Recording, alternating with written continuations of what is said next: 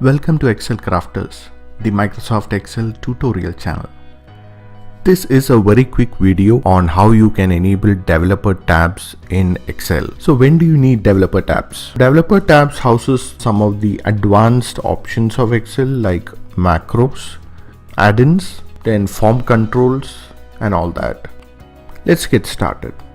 So first go to File, then go to Options, and in the Excel options window go to Customize ribbon, and then if you see in the right hand side you can see the different tabs available, and the developer tab is currently unchecked. Please go ahead and check that and then just click OK. So now you can see a new developer tab has come in the ribbon.